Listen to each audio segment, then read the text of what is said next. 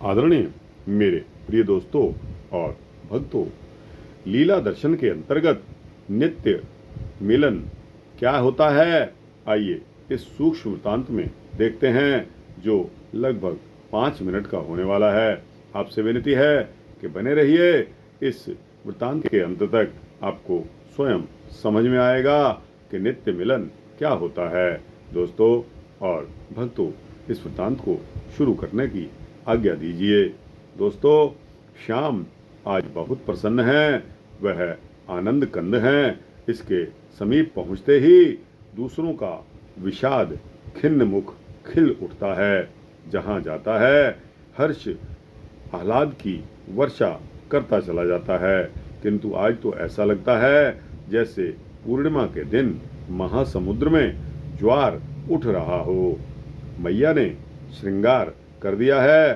सिर पर तेल स्निग्ध घुंघराली काली सघन मृदुल अलकों को थोड़ा समेटकर उनमें मोतियों की माला लपेट दी है और 3 मयूर पिच्छ लगा दिए हैं। भाल पर गोरोचन की खौर के मध्य कुमकुम का तिलक है। कुटिल धनुषाकार सघन बोहों के नीचे अंजन रंचित विशाल लोचन प्रसन्नता से खिले हैं। कर्णों में पुष्प पराग के पीत कुंडल झलमला रहे हैं। आतसी कुसुम सुकुमार नासिका के नीचे लाल लाल पतले अधर बार बार हास्योज्वल हो रहे हैं और चमक चमक उठती है। उनके पीछे उज्ज्वल पतली दंत पंक्ति, कंठ में प्रभात की अरुणिमा का उपहास करने वाला कौस्तुभ मणि, मुक्तामाल, वैजयंती माला और पटु के मध्य विकच सरोज के समान खिला है।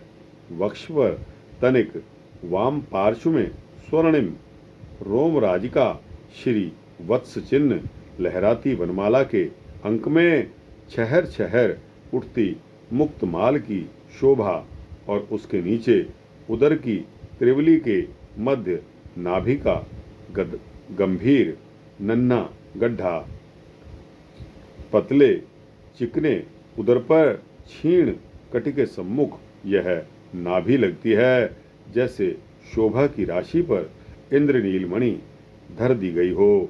भुजाओं में रत्नांगद है, कलाइयों में रत्न कंकण हैं।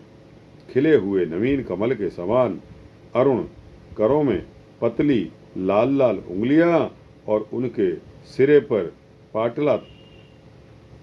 पाटलारुण ज्योति बिखेरते हुए नख। कटी में पीत कछनी के ऊपर रत्न किंकणी रुंझुन करती जाती है। चरणों में नूपुर हैं और वीर वधूटी भी क्या इतनी सुकुमार अरुण होगी जितने इस ब्रज कुमार के पाद तल हैं। अभी ना इसने श्रृंग लिया है और ना वेत्र लकुट, केवल मुरली कटि की काशिनी में दाहिनी ओर लगी है। अभी तो सखा आने वाले हैं और सब आ जाएंगे तो सबके साथ कलेऊ करेगा और तब श्रृंग लकुट लेकर गौचारण के लिए निकल जाएगा। वनमाला के अतिरिक्त शरीर पर और कोई पुष्प या पुष्पमाला नहीं है। यह श्रृंगार तो सखा वन में पहुंचकर करेंगे। अभी तो अमल सुचिकन कपोलों पर भी कोई चंदन अथवा वन धातु की पत्र रचना नहीं है। दाऊ दादा नील वसन एक कुंडल धर दाऊ का मैया अभी श्रृंगार कर रही है। उनको सम्मुख में बैठाकर उनकी अलकें समेट रही है कि उन पर मुक्ता माल लगा दे। दाऊ शांत बैठे हैं मैया के समीप, मैया की ओर मुख करके। माता रोहिणी कलेऊ सजाने में लगी हैं। अभी सब बालक आएंगे और सबके साथ ही उनके राम श्याम कलेऊ करेंगे। भद्र को कहीं से आना तो रहता नहीं, बाबा के समीप रहता है। बाबा ही इसे अपने साथ स्नान कराते हैं। बाबा के साथ गौदोहन करके गोष्ठ से भवन में आ जाता है।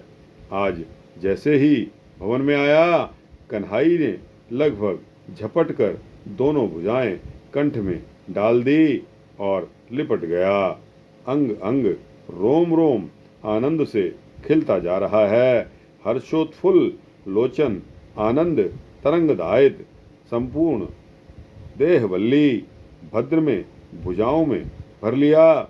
बड़े स्नेह से पूछा कि आज तू इतना प्रसन्न है, क्या मिल गया है तुझे? तू मिल गया है।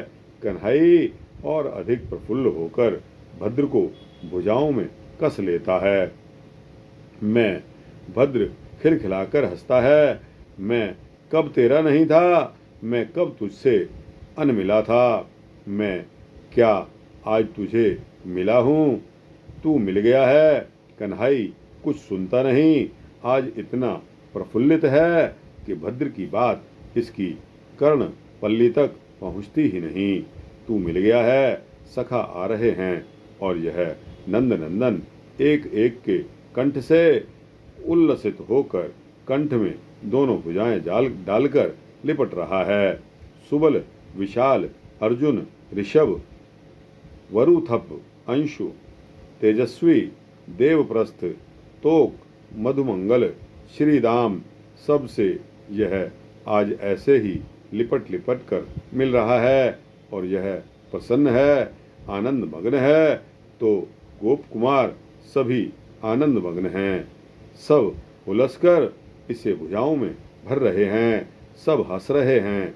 मैया के आगे बैठे दाऊ तनिक सिर घुमाकर अपने अनुज का सखाओं से मिलना देख रहे हैं।